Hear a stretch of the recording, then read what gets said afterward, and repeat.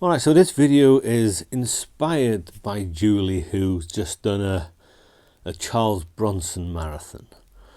So I thought I'd do one as well, and I've chosen one of my favourite actors, one of the greatest actors of our time, I do believe, Denzel Washington. So I've got a few Denzel films, so I think I'll watch a few, I don't know how many. And then have a little bit of a talk about them afterwards. Nothing long, nothing flashy, nothing great, but you know, could be fun. So I watched my first film, and I chose to watch Fallen, sort of a supernatural detective type film. Denzel's a cop, and he's hunting a serial killer who does the usual serial killer stuff. You know, he kills people, leaves dead bodies, leaves cryptic messages, phones up the cop all hours of the night and just fucks with him. That's what they do. Only this guy is leaving messages that a criminal that's just been put to death said to Denzel. So he's thinking, is this a copycat killer? But this serial killer can move from person to person just by touch. So that makes it all the more harder to find out who he is, catch him, stop him, all that kind of stuff. He is supported by John Goodman, who's his partner, Jonesy, which I always think of Ripley's cat, Jonesy. Donald Sutherland is the police boss, the lieutenant, and you've also got James Gandolfini, who's a little bit of a prick sporting a 1970s porno style moustache. But I would like this without the supernatural element, because I like those types of films. I would say I like the first half more than the second half, but Denzel elevates most films to a higher notch than they would be if he were not in them. So I've always liked this from the first time I saw it. I still do to this day. It's probably like a 7, like a low 7 out of 10. And it's a little bit too long. It's like 2 hours and a bit, 190 minutes. It's a tad long. It could chop it down a bit. But I like it, and that's the first one that we're going to watch. Now next, I don't know what to watch. I will watch the other one of these during this, but I'm either going to watch American Gangster or Deja Vu. So I don't know which one yet, but I'll make my decision soon. Alright, so I decided to plump with American Gangster to be my next film, because this film, along with another film I'll probably watch in the coming days, is a film that when I watch it, I like it.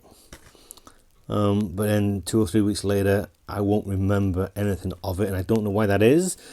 And I thought I'd seen it more than once over the years, but I hadn't seen this for almost to the day 8 years. And all I remembered was Denzel, Russell Crowe. Then Josh Brolin appeared. I don't remember any of this film, but I like it. It's 2.5 hours roughly. It's talky, very talky. There's not much action. There are flashes of violence, but the most action comes towards the end. And there's a couple of moments I thought, ooh, shit. I thought I would have remembered something like that, but I didn't. Based on a true story or based on real people, how much of that is real, how much of it's made up, who knows with these things, it doesn't really matter. Denzel is a drug dealer, deals in heroin, becomes a big shot. Russell Crowe is the cop eventually, who will track him down and try and take him down. There's a lot of moments that it's just sitting, talking. But I said before, Denzel elevates films to a level they wouldn't be without him. So I'm not sure if you put somebody else as the Denzel role, it would be as interesting, because the Russell Crowe stuff, yeah, I wasn't as invested in his scenes as I was with Denzel's scenes. And there's a whole story with Russell Crowe in court with his ex-wife. I didn't care for that. I wasn't interested in any of that. When it got back to Denzel, it immediately picked up his scenes, his world, it picked up. But a very good film. I recommend everyone must see at least once. I will now go and watch soon Deja Vu. And I watched 2 more films yesterday. I watched the one I think I mentioned, Deja Vu, the science fiction film. Denzel's an AFT agent. Didn't even know what that meant. I had to Google it. But there's a ferry that gets blown up. There's a woman that gets washed ashore, made to look like she died in the bomb blast, but she doesn't. Leads Denzel to a team, which is headed by Val Kilmer. Always nice to see Val Kilmer, where he might just have a chance to stop the bomber or catch the bomber, and further on might be able to stop the bomber and save the girl. The girl's Paula Patton. And it's 2 hours long. It's probably a tad too long, because the first hour and a half is, he's a cop, surveillance, looking round, granted a different kind of surveillance, but still surveillance. Then the last half an hour is much more, exciting, bit more action packed. But I've always liked it. I still like it. It's just not up there with the best. And then I watched Unstoppable. Watched this one late last night, and I enjoyed this the most out of all these I've watched so far. Now, might be due to the fact that last night I had a glass of wine, a large glass of wine.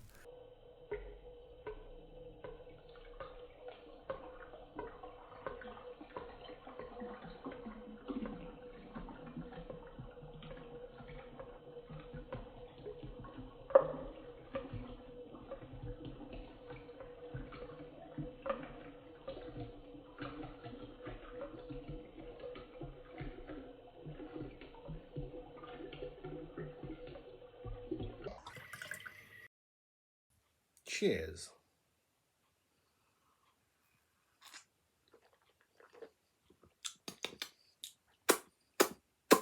A whiskey and coke, and I finished it off with a shot of ouzo.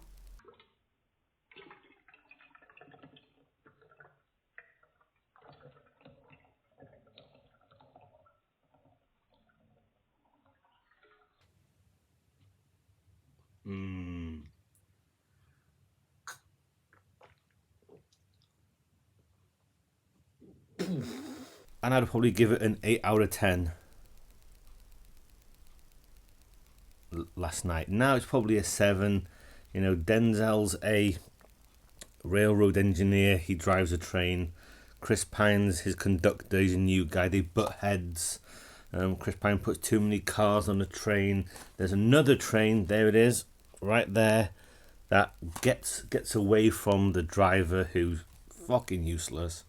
And they think it's a coaster, that it's going to stop of its own accord. They realise it's underpowered, it's getting faster, 50, 60, 70. And the people try all kinds of stuff to try and stop it. They fail.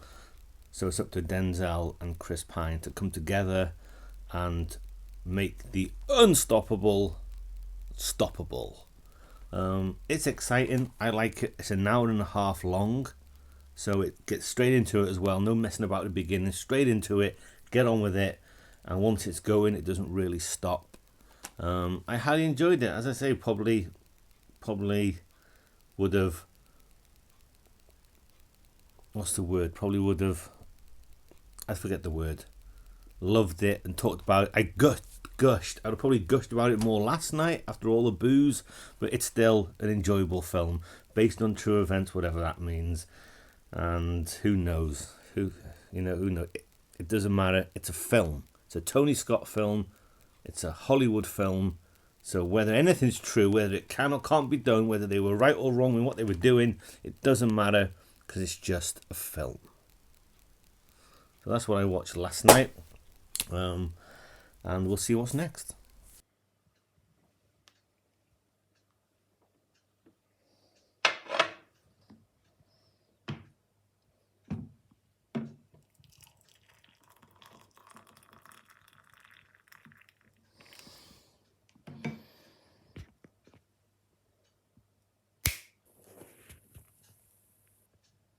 Alright, so a new day arrived, and I've watched 2 Denzel films so far. I watched this film, which I'm not sure I've ever seen all of it. I'm not sure if I've seen the original with Frank Sinatra, but The Manchurian Candidate. Denzel's a soldier, I think he's a major in the Gulf, Iraq War, early 90s. And now he's out, and he thinks that he's been brainwashed and that his unit have been brainwashed. That includes Liev Schreiber, who's running to be vice president. So sets off to find out what the hell's going on. I would call this a well done film, a well acted film, interesting enough story, even though I wasn't too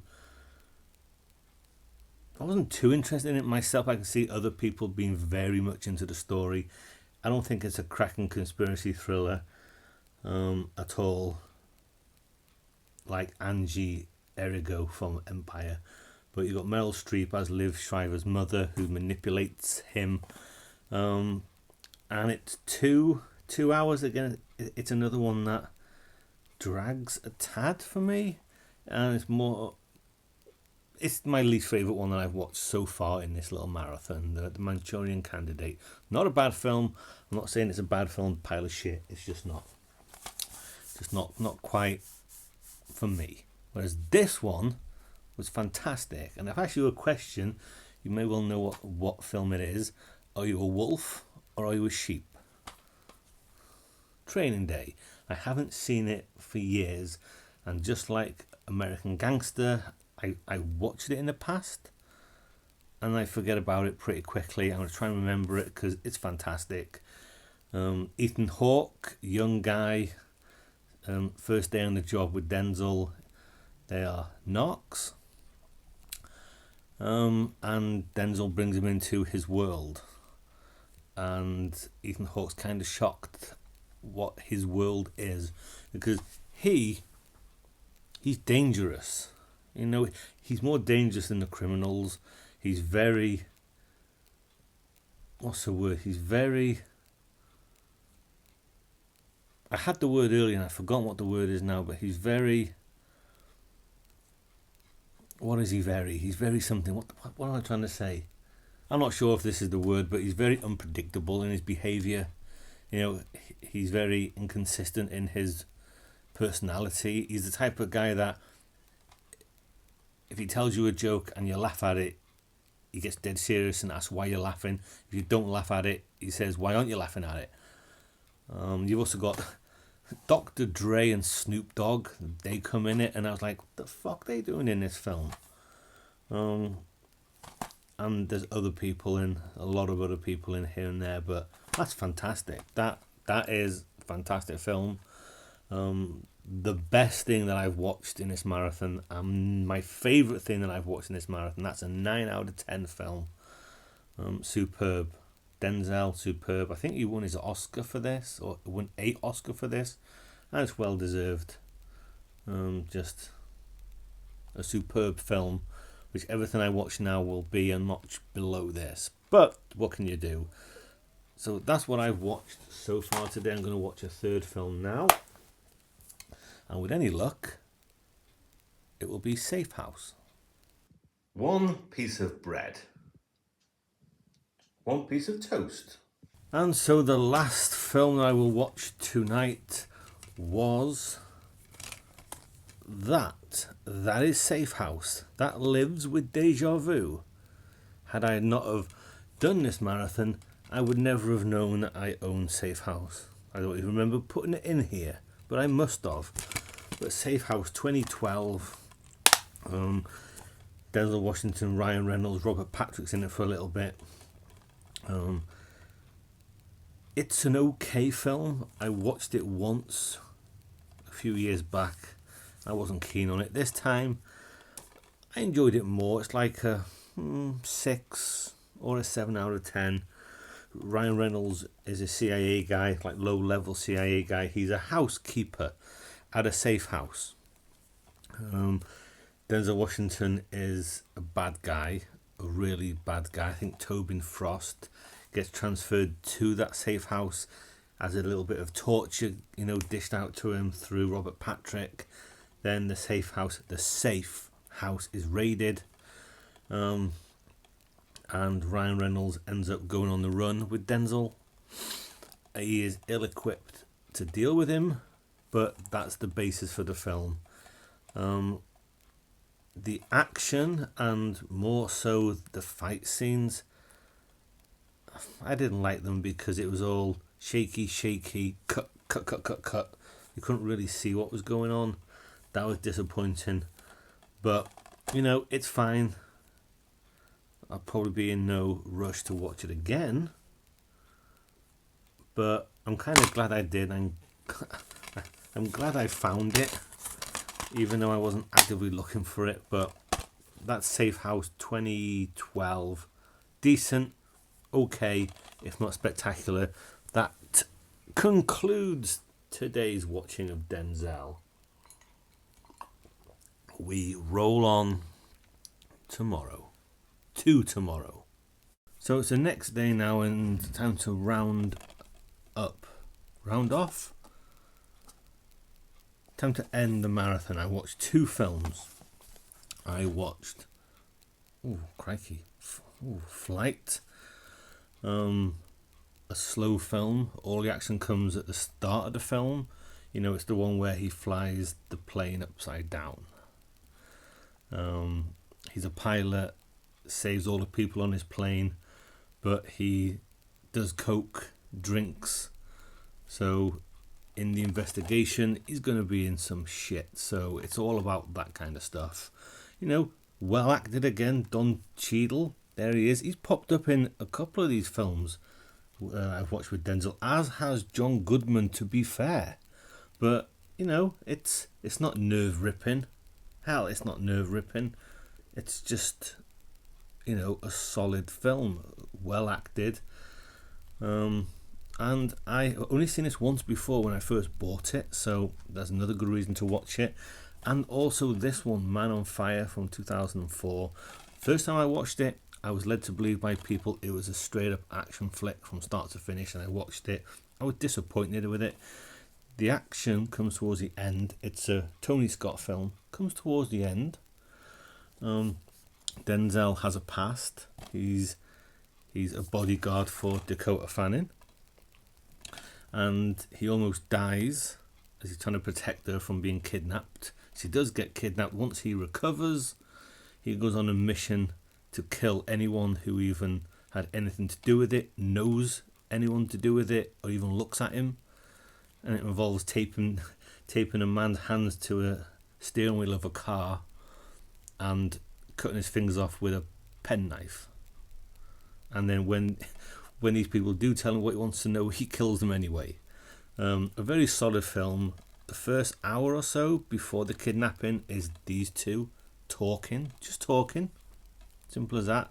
And had it been anyone else other than Denzel, as I've said before, it wouldn't have been as good. But Denzel and Dakota Fanning were very good together. It was interesting to watch. Some beautiful music as well. So I enjoy this much more. It's still not up there with some of my favourites, but I enjoy it much, much more. Man on Fire.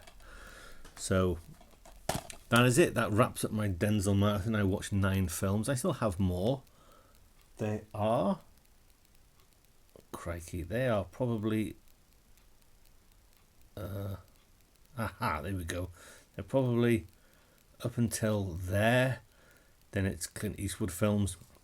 But save some Denzel Washington films. I could do this again next year maybe with the other films I have. So there we go. I don't know how much fun this has been to watch, but I've had fun doing the video. It's longer than I wanted. I wanted it under 10 minutes. We're closer to 20 minutes. So that's it. I realise how much I love Denzel, how good he is, and how much of a legend, and we'll all miss him when he's gone. Excellent actor. That's it. Goodbye.